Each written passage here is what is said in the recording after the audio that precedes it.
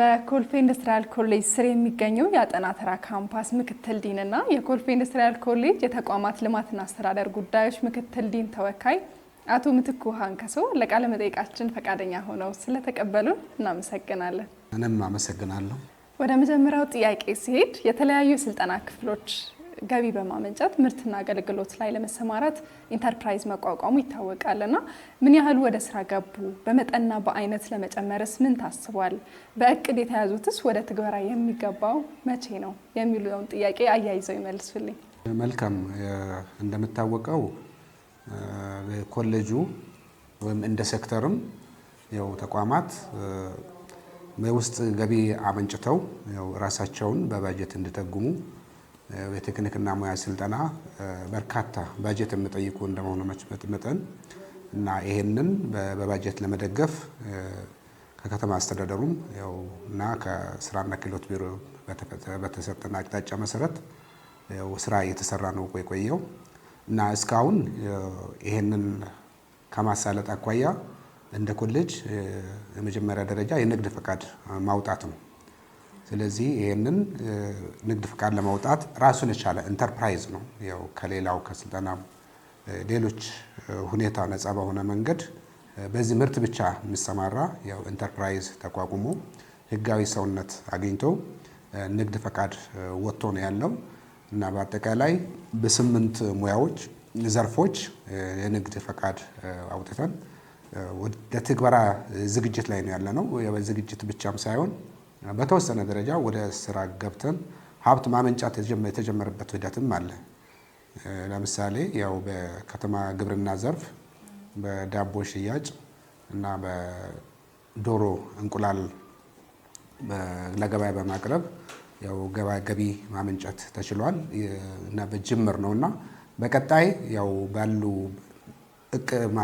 ፈቃድ ባወጣንባቸው ሙያዎች ሁሉ ወደ ምርት ሲገባ የተሻለ ገቢ ይገኛል ተብሎ ነው የምታሰበው። በይሄ የአመቱ እቅዳችንም ነው። ስለዚህ በቀሪ ጊዜ ውስጥ እቅዳችንን ለማሳካት ያው ከፍተኛ ርብርብ እየተደረገ ነው ያለው። እስካሁን በሂደት ያው በዝግጅት ምዕራፍ ነው የነበረ። በርካታ የዝግጅት ስራዎች ሲሰራ ነበር። ያው ከግብአት ከፈቃድ ያው አስፈላጊ ነገሮችን ከማሟላት አኳያ ያው ስራዎች ተሰሩ ቆይተዋል። አሁን በሙሉ አቅም ወደ ስራ እንገባለን ብለን ያው ዝግጅት ላይ ያለን። እስካሁን ከዳቦ ከእንቁላልና ከሌሎች ምርቶች ምን ያህል ገቢ ማግኘት ተቻለ? ለወደፊቱስ ይህን አስፍቶ ለአካባቢው ማህበረሰብ ወደ ገበያ ለማውጣት ምን ታስቧል? መልካም። ያው እስካሁን ባለው ያው ቀጥታ ከምርት ከከተማ ግብርና ወይ ከምርት የተገኘው ገቢ ያው ከዳቦና ከእንቁላል ነው። ከምርት በምርት አንፃር ከነዚህ አኳያ ከ200 ሺህ ብር በላይ ገቢ ማግኘት ተችሏል። ይሄ እስካሁን የነበረ ሂደት ለኮሌጁ ማህበረሰብ ብቻ ነው ሽያጭ እየቀረበ ያለው። በቀጣይ ያው ምርቱን ማስፋፋት ይጠበቅብናል። ይሄን አስፋፍተን አካባቢ ማህበረሰብ እና በአካባቢ ባሉ ቦታዎች ያው መሸጫ ሱቆችን አዘጋጅተን በዛ ምርት ለማቅረብ ነው እቅድ ላይ ያለ ነው። ከዚህ ብቻም ሳይሆን ያው በከተማ ግብርና በኮሌጁ ላይ የታወቀ ነው አግሮ ፕሮሰሲንግ እንደ ከተማ በጣም የተደራጀ ወርክሾፕ የተደራጀ ግብዓት ያለ በመሆኑ መጠን ይሄንን በሙሉ አቅም ወደ ምርት ስናስገባ በለውዝ ቅቤ በማምረት በቡና ቆልቶ ፈጭቶ በማቅረብ የተለያዩ ትኩስ ነገሮችን በማቅረብ ወደ ገበያ ለማቅረብ ዝግጅት ላይ ነው ያለነው ማለት ነው። ወደ ሶስተኛው ጥያቄ ሲሄድ የዳቦ ምርትን ከኮሌጅ ሰራተኞች በተጨማሪ ለክፍለ ከተማው ለማዳረስ ሲታሰብ የግብአት፣ የማሽን፣ የሰው ኃይል እንዲሁም ምርቱን ለማጓጓዝ የሚያገለግል ተሽከርካሪ ጥረት አይኖርም ወይ? ይህን ችግር ስለመፍታት የታሰበ ነገር አለ? ያለንን ግብአት ነው የምንጠቀመው። ወደፊት ያው ኢንተርፕራይዙ ራሱን ችሎ ሲደራጅ ማለት ሲቋቋም ሀብት ማፍራት ሲቻል አቅም ሲገነባ እነዚህ ነገሮች ሊታሰቡ ይችላሉ። ለአሁን ግን በኮሌጁ ባሉ ማቴሪያል በኮሌጁ ያሉ ተሽከርካሪዎች እና የሰው ኃይል ተጠቅመን ወደ ምርት እንገባለን ብለን ነው ያዝነው። ስለዚህ ለዚህ የሚሆን በቂ ሰው ኃይል አለ። ያው አሰልጣኝም አለ። አጋጣሚ ግቢ ላይ በዚህ ሙያ ልምድ ያላቸው ባለሙያዎችም ስላሉ እነዚህን ሰው ኃይል ተጠቅመን እና የኮሌጁን ማቴሪያል ግብዓት ተጠቅመን እናስፋፋለን ብለን እንችላለን ብለን ይዘናዋል። እሺ እንግዲህ እርስዎ የአጠና ተራ ካምፓስ ምክትል ዲን እንደሆኑ ይታወቃልና አጠና ተራስ በ90 ቀናት ውስጥ ምን ተከናወነ? አጠና ተራ ካምፓስ ላይ ያው አንዱ የኮሌጁ አካል እንደመሆኑ መጠን እና ምቹ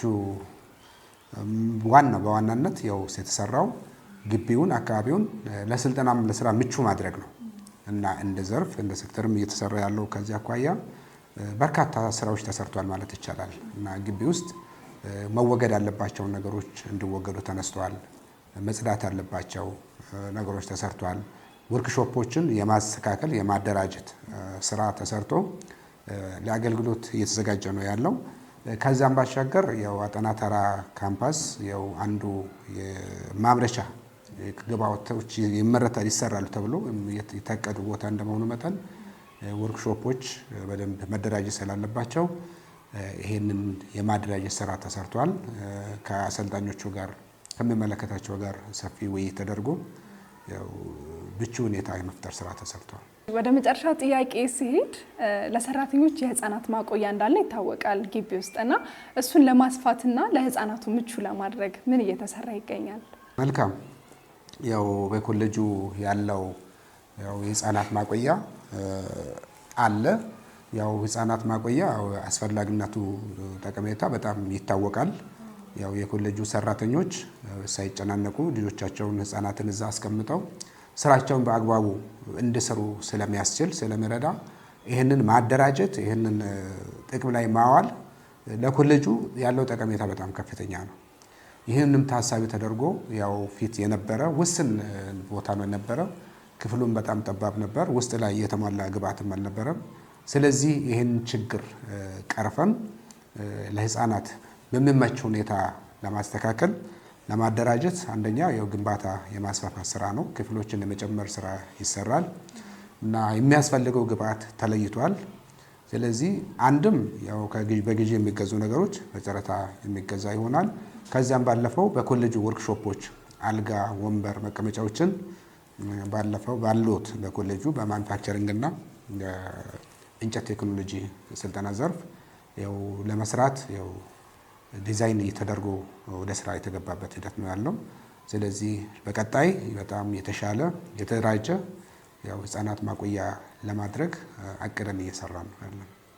በኮልፌ ኢንዱስትሪያል ኮሌጅ ስር የሚገኘው የአጠና ተራ ካምፓስ ምክትል ዲን እና የኮልፌ ኢንዱስትሪያል ኮሌጅ የተቋማት ልማት አስተዳደር ጉዳዮች ምክትል ዲን አቶ ምትኩ ሃንከሶ ለቃለ መጠይቃችን ፈቃደኛ ሆነው ላደረጉልን ቃለ መጠይቅ አግባብነት ላላቸው መልሶችም እጅግ በጣም እናመሰግናለን።